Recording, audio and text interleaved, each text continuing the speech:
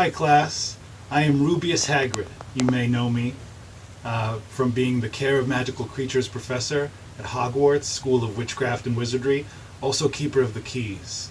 And I love magical creatures, and I want to share that passion with all of you out there.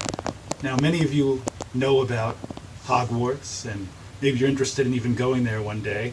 To you muggles who may not make it in, I'm sorry, but to you young witches and wizards, I hope to teach you one day, in person, about the magical creatures of the world. But maybe you should read up about them first. You can do so by reading Fantastic Beasts and Where to Find Them by Newt Scamander, a fantastic book by that magizoologist that you all know and love. Now, there are some really interesting creatures that live in northern New Jersey, and you may be wondering why my accent sounds a little different here today. It's because a clever witch named Hermione concocted a nice spell for me that gives me more of a North Jersey accent instead of my usual Cockney one. So I'm here to make your lives easier so you can understand me better. And let me talk about a couple of creatures you might know a little bit about, be more familiar with, to start the lesson. There's a few creatures out there that are not even really creatures to me. They're more human-like. Let's start off with centaurs. Centaurs, as you may know, live all over the world and often in forests.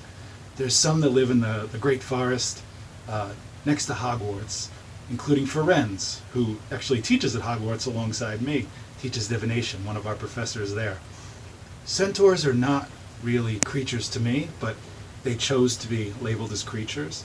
They have their own culture, their own beliefs.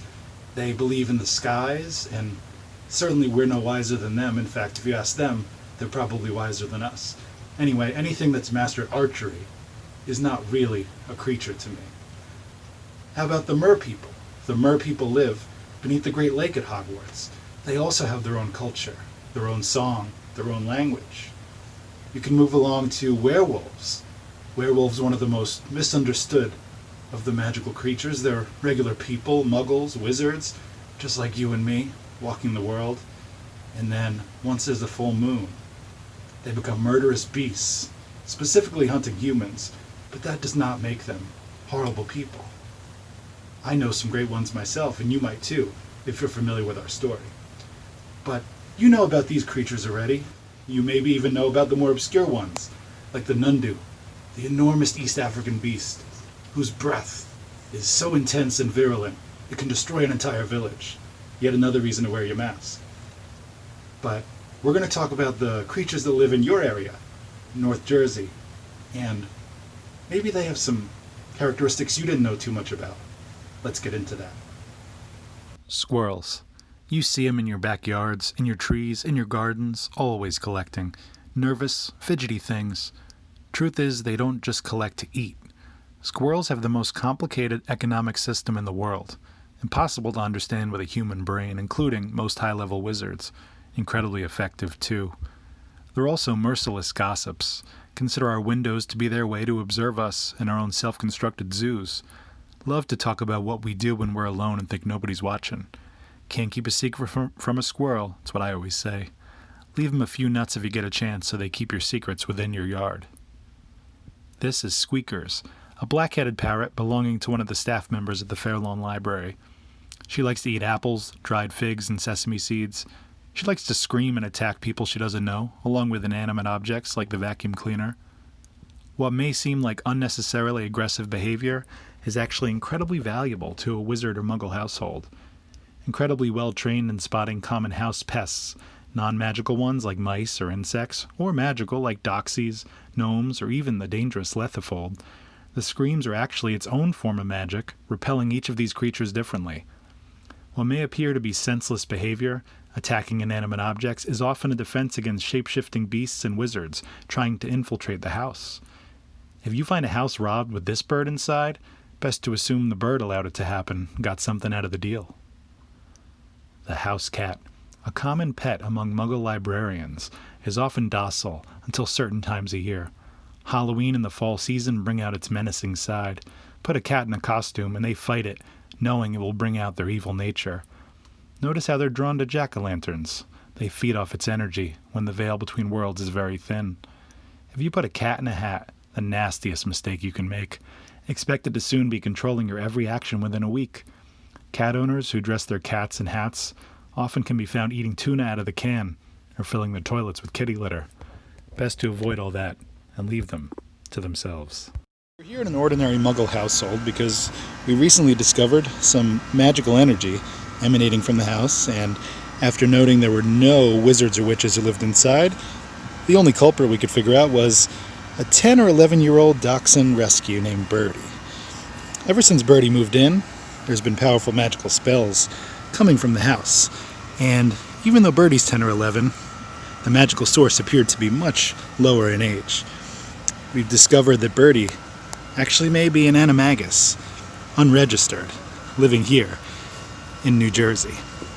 We're going to ask Birdie if she'll change into her true form. Birdie, will you change into your true form? The carrot help sweeten the deal. Oh, there you are. How long have you been turning yourself into a dog, young wizard? How long? 10. 10 years? Wow, you don't look quite 10 years old.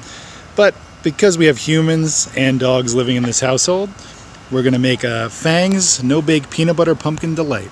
A nice treat for humans or dogs to enjoy, whether they're an animagus or not. Now, for this recipe, you're going to need 1 cup of pureed pumpkin, 3 cups of old-fashioned oats divided into 2.5, and then another half cup, about 1/3 of a cup of milk, and 1/3 of a cup of peanut butter. Now beat the mixture together of your pumpkin, peanut butter, and milk. After it's well combined, you're going to slowly mix in the oats, 2.5 cups of them, that is, saving another half to dredge later.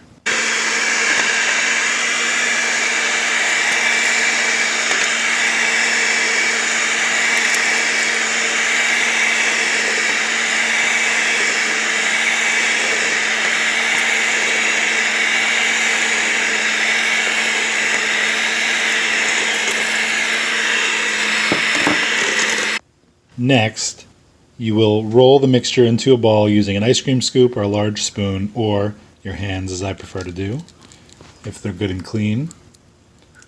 And then you're going to dredge the ball in the rolled oats. Make sure you get it all on there good.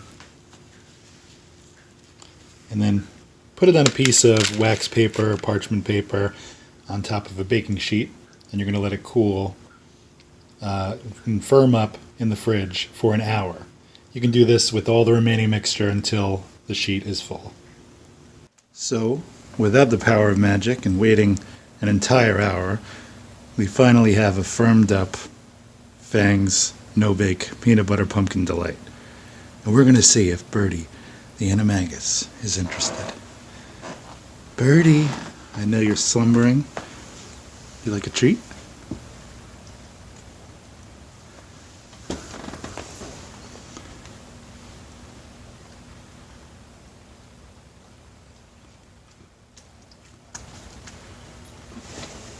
And there you are.